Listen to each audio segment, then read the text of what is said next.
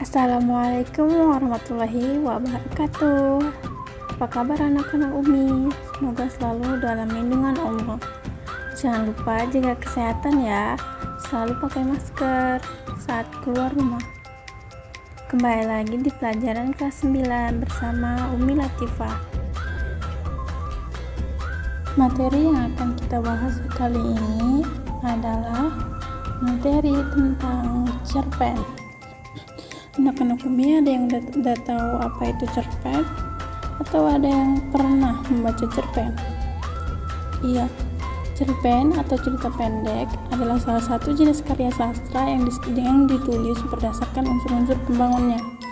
Unsur pembangun dalam cerpen terdiri dari unsur intrinsik, yaitu unsur yang terdapat di dalam cerita, dan unsur ekstrinsik, yaitu unsur yang terdapat di luar cerita. Prosa. Cerpen adalah bagian dari prosa. Perbedaan cerpen dan novel. Ada yang pernah baca novel? Iya, novel bentuknya seperti buku ya kan? Bedanya cerpen dengan novel, cerpen biasanya singkat, selesai dalam sekali baca. Biasanya terdiri dari 1.500 sampai 3.000 kata. Hanya berisi satu tema dan satu konflik. Cerpen biasanya bercerita tentang sepenggal peristiwa dalam kehidupan tokoh.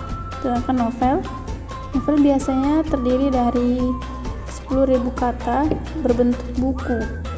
Jadi udah tahu ya anak-anak ini bedanya apa novel dengan cerpen? Unsur pembangun cerpen. Unsur pembangun cerpen terdiri dari dua. Satu, unsur intrinsik, terdiri dari tema, latar atau setting, alur, amanat, tokoh dan penokohan, sudut pandang, gaya bahasa. Dan unsur ekstrinsik terdiri dari latar belakang kehidupan pengarang, latar belakang masyarakat.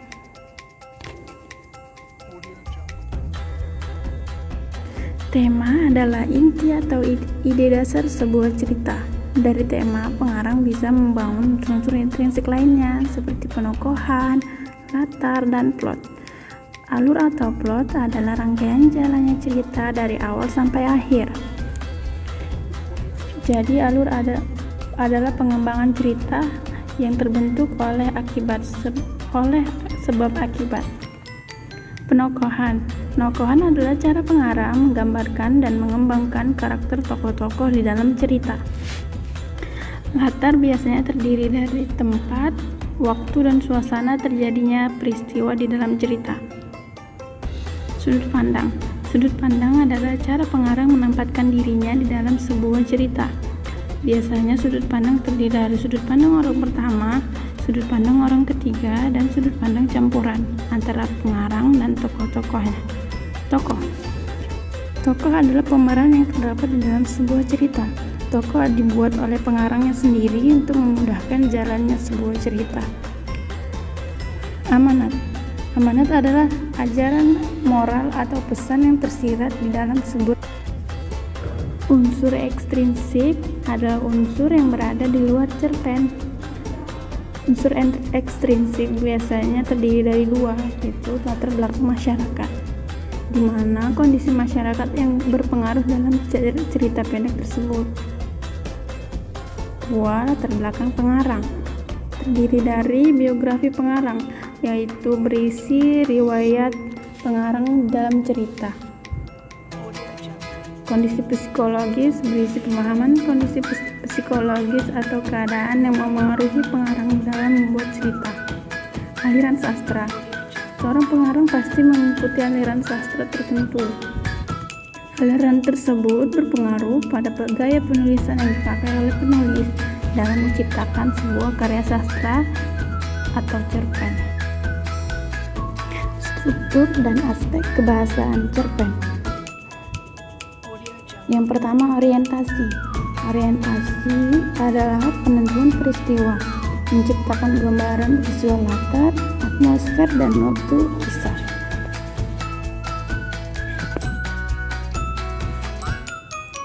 Rangkaian peristiwa. Kisah berlanjut melalui serangkaian peristiwa yang tak terduga.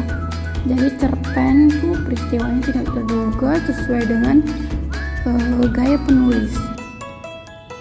Komplikasi, cerita bergerak seputar konflik atau masalah yang mengaruhi latar waktu dan karakter. Tokoh utama mengarah ke solusi. Solusi untuk masalah atau tantangan dicapai berhasil, yaitu cara pengarang mengakhiri cerita.